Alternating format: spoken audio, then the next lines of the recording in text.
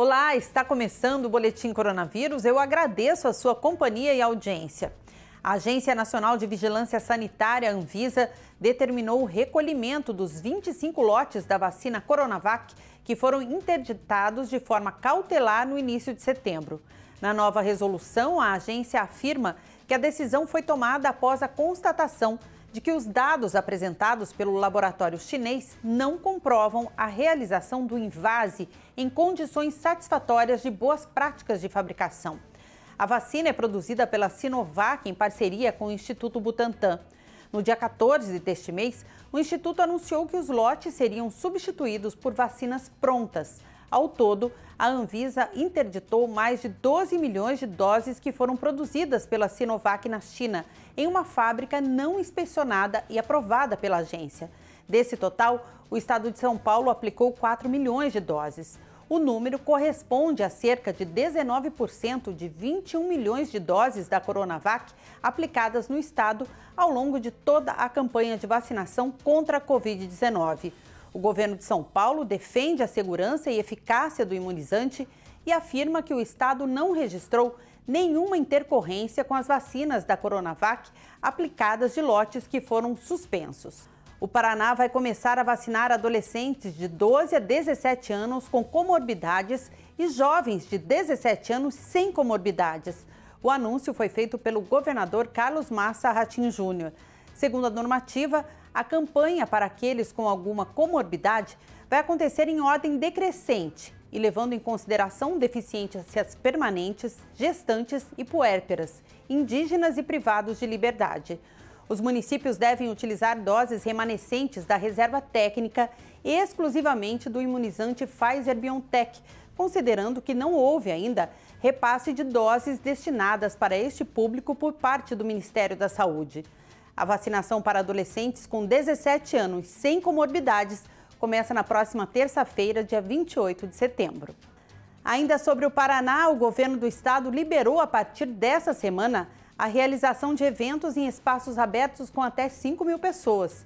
Nos casos de eventos ao ar livre, a publicação permite que os espaços tenham ocupação de até 60% da capacidade máxima dos locais. Para ambientes fechados, o decreto prevê público máximo de 2 mil pessoas e 50% da ocupação do espaço. Segundo o governo estadual, a medida foi flexibilizada porque o cenário da pandemia foi estabilizado após 95% da população adulta ser vacinada, pelo menos com a primeira dose da vacina contra a Covid-19. O limite de público não vale para concursos públicos e processos seletivos, que podem reunir mais pessoas, segundo o decreto.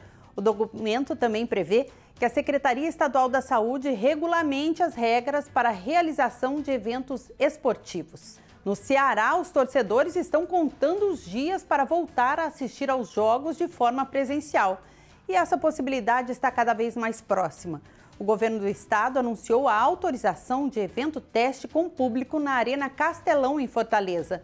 Mas tudo isso vai acontecer segundo as normas de biossegurança para evitar a disseminação do coronavírus. Em comum acordo com o Comitê de Saúde no enfrentamento à pandemia, o governo do estado anunciou que a Arena Castelão terá um evento teste com presença de público, limitado a 10% de sua capacidade.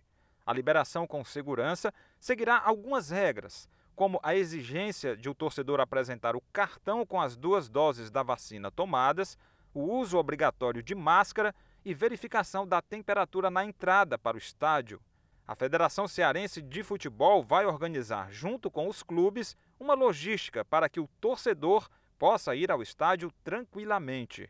Estamos preparados, já acompanhamos, mesmo de longe, algumas partidas realizadas no Brasil e fora. Temos um protocolo, temos físico a ser executado aqui na Arena. Vamos aguardar o protocolo sanitário a ser definido pela Secretaria de Saúde e, recebendo as informações, a gente vai implantar aqui na Arena Castelão. A partida e a data do jogo teste com público ainda serão definidas pela Federação Cearense de Futebol. A entidade vai se reunir com os clubes para a definição. A ideia é que a primeira partida com a presença de torcedores aqui na Arena Castelão seja no começo de outubro. Enquanto isso, os torcedores já estão ansiosos para voltar a assistir aos jogos de pertinho.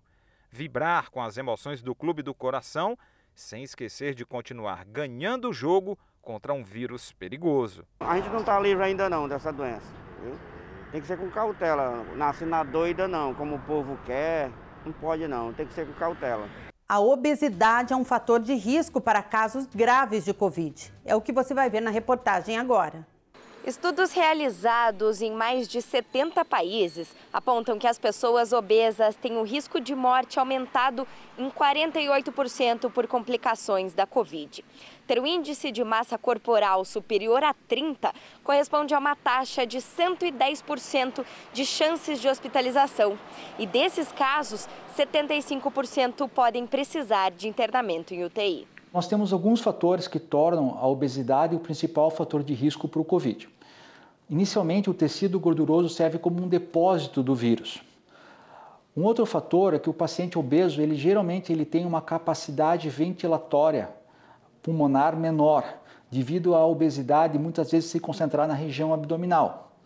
Então o vírus acaba atacando o pulmão e ele já tem uma deficiência pulmonar, acaba agravando ainda mais.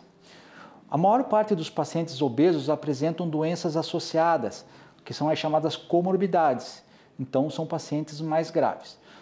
Um estudo recente mostrou que em torno de 9% dos pacientes obesos que vão para a UTI, infelizmente, acabam falecendo.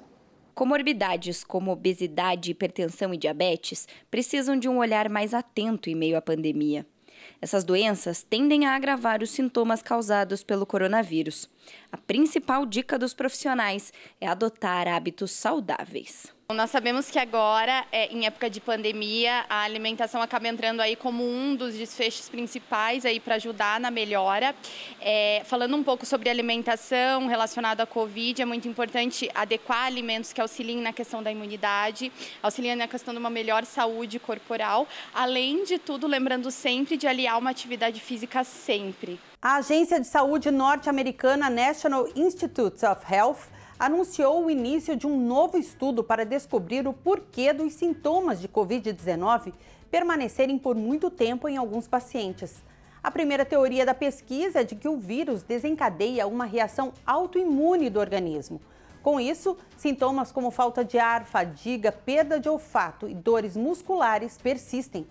Os pesquisadores publicaram um estudo neste mês em que sugeriram que alguns pacientes com Covid-19 desenvolvem anticorpos que atacam suas próprias proteínas, o que acontece geralmente em doenças autoimunes. O processo causa uma inflamação que pode desencadear a chamada Covid longa. Se a ideia defendida pelos cientistas estiver correta, os tratamentos da doença devem mudar.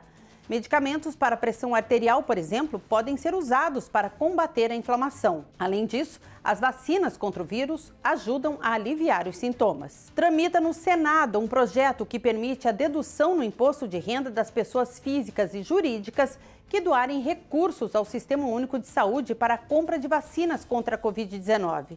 Entenda na reportagem. A proposta de autoria do senador Rodrigo Cunha é captar recursos para a imunização contra a Covid-19. Pessoas físicas e jurídicas que doarem doses de vacinas ao SUS, Sistema Único de Saúde, poderiam deduzir do imposto de renda os recursos desembolsados no programa. O projeto também permite a dedução para quem fizer transferências em dinheiro para os fundos de saúde ou investir na produção pública nacional de vacinas. As deduções seriam possíveis para o imposto de renda dos anos calendário de 2021 e 2022.